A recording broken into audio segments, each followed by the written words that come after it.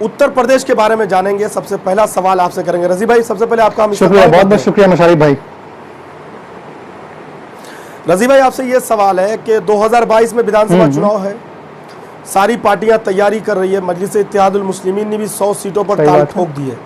किस नजरिए से आप देखते हैं? देखिए मशारिफ भाई, सबसे पहले जो आपको बताना चाह रहे हैं कि यूपी विधानसभा के अंदर जिस तरह से असदुद्दीन ओवैसी की पार्टी ने 100 सीटों पर चुनाव लड़ने की बात कही है, उससे कहीं ना कहीं ये देखा जा रहा है कि तमाम जो सेकुलर पार्टी है, जो तथाकथित सेकुलर खुद को कहती है, उसमें काफी खलबली सी मच चुकी है। आपको बता दें कि 100 सीट का जैसे ही ऐलान होता है, उसके ही बाद से लगातार जो है जैसे सेकुलर पार्टी, जितनी भी सेकुलर पार्टी है, सबसे बयान आना शुरू हो जाता है एक तरफ से कि बीजेपी की बी टीम है, वोट कटवा पार्टी है, या फिर लिहाजा इनकी जो भी इल्जाम है, सारा इल्जाम कहीं ना कहीं ओवैसी की पार्टी पे लगा दिया जाता है। वही एक सवाल ये भी उठता है मशारिफ भाई कि और भी दिगर पार्टियां जैसे आम आदमी पार्टी, जो संजय सिंह उसके प्रमुख है, वो लगातार मजबूती के साथ अपने गठबंधन को, जो अपने जो दल है उसको मजबूत करने की कोशिश में जुटे हुए हैं, लेकिन उनके ऊपर कोई सवाल नहीं उठाता है। लेकिन ओवैसी साहब जैसे ही कहते हैं कि हम 100 सीट पे लड़ेंगे, तमाम पार्टियां जो है उनको वोट कटवा कहती है। खैर ये कहते रहे, ओवैसी साहब के जो आपको बता दें कि ये रजी भाई, ये इल्जामात तो आपको बिहार में भी लग रहे थे, ये इल्जामात आपको महाराष्ट्र में भी, इस चीज से आप बरी कहाँ हो पाए? नहीं, देखने इससे आपको फायदा है या नुकसान? देखने वाली बात यह है कि पिछले दिनों असदुद्दीन ओवैसी साहब ने खुद कहा था कि आप जो है हमारी मोटी चमड़ी जो है वो मोटी हो चुकी है। ये सब बातें जो है कहीं ना कहीं हमें असर नहीं करती है। जिस तरह से बिहार विधानसभा के अंदर भी ये सारी बातें कही गई थी कि वोट कटवा पार्टी है, ये है, लेकिन जब परिणाम आए तो जितने भी राजनीतिक विशेषज्ञ हैं सब चौंक गए थे कि जिस तरह से सीमांचल के अंदर 5 सीटों में कामयाबी हुई थी, लोग कह रहे थे 1 या 2 सीट मुश्किल से जीत जाएगी, लेकिन जिस तरह से हुआ 5 सीट जीती विधानसभा के अंदर, उसके बाद देखिए तमाम दल फिर किस तरह से सब चुप हो गए, सब कहने लगे नहीं, सब लोग मानने लगे। कहीं ना कहीं बात यहां तक आ गई थी कि अगर एनडीए टूटती है, अगर एनडीए से अगर कुछ एनडीए की अगर सरकार नहीं बनती है, अगर राजद की बन रही थी महागठबंधन की, तो यहां तक बात चल रही थी कि एमआईएम के विधायक का सपोर्ट भी चाहिए होता है, और एमआईएम के विधायक सपोर्ट भी करते हैं उन लोगों को। तो ये सारी बातें जो है अवाम देख रही है, जनता देख रही है कि किस तरह से जो है एमआईएम हो या फिर और भी कोई पार्टी हो, सबको हक है चुनाव लड़ने का, क्योंकि ये जो पार्टियां होती है वो इलेक्शन कमीशन में रजिस्टर होती है, और इन पार्टियों का मकसद यही है कि चुनाव लड़ना। और आप कहीं चुनाव लड़ने जाइए, वोट कटवा कहे या कहे, तो लगातार जो बड़ी पार्टियां जो है ना, वो चाहती है हमेशा कि छोटी पार्टी उभरे नहीं, ताकि उनका वोट बैंक में नुकसान हो जाए। जी रजी भाई, सीधा सवाल आपसे ये है कि जिस वोट बैंक को फोकस करती है एमआईएम, डायरेक्टली माइनॉरिटी वोट पर इनका अधिकार होता है, इनके जो स्पीचेस होते हैं या जो इनका जो फोकस होता है वो अल्पसंख्यक वोटरों पर होता है। और कहीं ना कहीं शुरू से उत्तर प्रदेश की अगर हम बात की जाए तो अल्पसंख्यक वोट आज 20 साल, अगर 2000 की बात, अगर 2000 से बात करें तो समाजवादी के पाले में ज़्यादा वोट गए, उसके बाद बीएसपी के पाले में गए और कुछ कांग्रेस के भी पाले में गए। ऐसी सूरत में जो वहाँ के जो अल्पसंख्यक है, मुसलमान है, वो इस गाँवों में फंसे हुए हैं कि अब हम लोग फैसला किस अंदाज लें, किस तर्ज पर लें, क्योंकि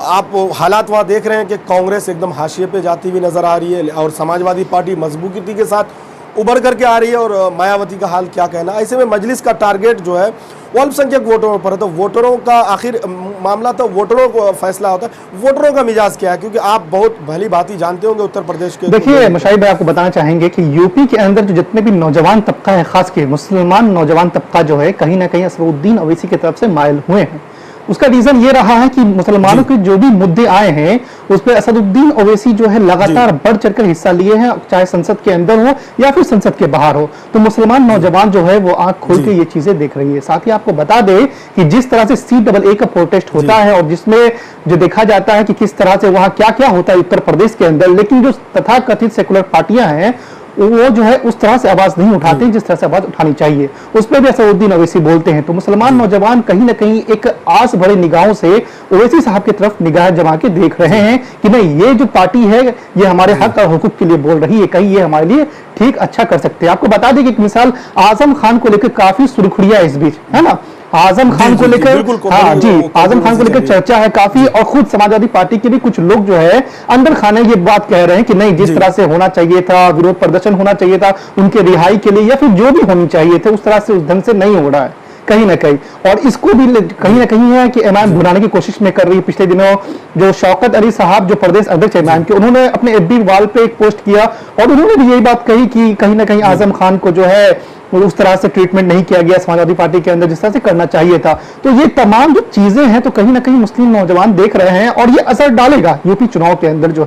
आपको बता दें मजलिस इत्तेहादुल मुस्लिमीन और सपा की गठबंधन की खबरें लगातार अंतराल के बाद कुछ न कुछ नई चीजें सामने को देखने को मिल रही है। पिछले दिनों मीडिया के सवाल पर अखिलेश यादव के उस जवाब आने के बाद कि हर छोटी दल से हम गठबंधन करने को तैयार हैं जो बीजेपी को हराना चाहती है, उसके बाद मजलिस इत्तेहादुल मुस्लिमीन ने इसको रिस्पॉन्स में लिया और जो है गठबंधन की तैयारी जाहिर की। लेकिन सपा की तरफ से यानी समाजवादी पार्टी की तरफ से कब तक कोई रिस्पॉन्स नहीं दिया गया है। ऊपर से मजलिस इत्तेहादुल मुस्लिमीन के प्रदेश अध्यक्ष शौकत अली साहब ने एक शर्त रख दी है। शर्त को मैं बाद में बताऊंगा, पहले आपको ये बताता चलूं कि मजलिस इत्तेहादुल मुस्लिमीन ने दावा किया है कि वो सारे जिला 75 जिला के अंदर अपनी संगठन मजबूत कर चुके हैं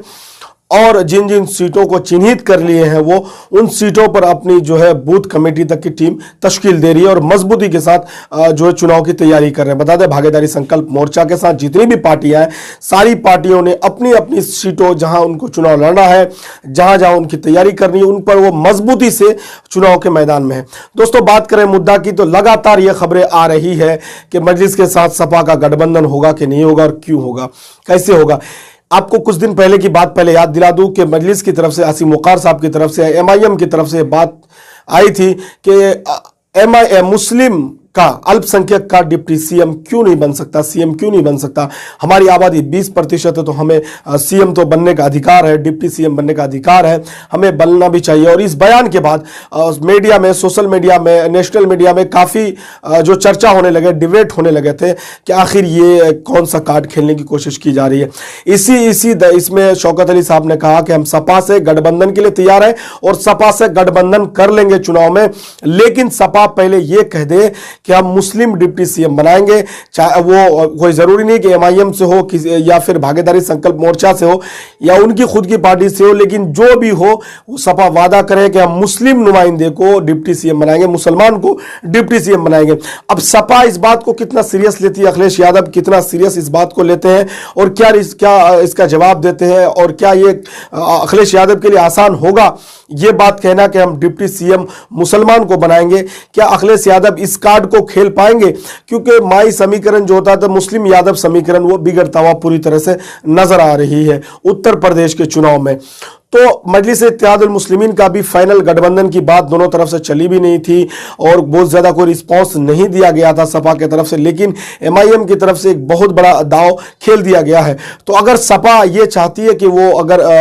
उत्तर प्रदेश में अपनी सत्ता पर आनी चाहती है और सत्ता बरकरार रखना चाहती है तो शर्त है कि मुस्लिम वोट जो बिखराव ना हो, मुकम्मल वोट अगर उनको मिलती है तब जाकर सपा सत्ता पर काबिज हो सकती है, अन्यथा सपा भी सत्ता जो है अपनी जीत से कोसों दूर रह जाएगी। इनके लिए एक ही शर्त है कि उसको MIM को मना करके किसी न किसी तरह से दोनों पार्टी को गठबंधन होना जरूरी है अगर ये मुस्लिम वोट के बिखराव नहीं चाहती हैं। शौकत अली साहब ने कहा कि भागीदारी संकल्प मोर्चा में जितनी पार्टियां हैं इन शराइत के साथ हम सारी पार्टियां जो है सपा के साथ गठबंधन करने को तैयार है। अखिलेश यादव जी जरा बड़ा दिल दिखाए और हम सब लोगों को बैठकर एक टेबल में बात करें तो हम गठबंधन को तैयार हैं। तो लगातार पार्टियां अपनी प्रयास जारी रखी हुई है कि एक दूसरे के साथ जुड़ने का और एक दूसरे से तोड़ने का। ये चीजें काफी पुरानी हो चुकी है राजनीति में, कई सालों से, कई दशकों से देखने को मिल रही है।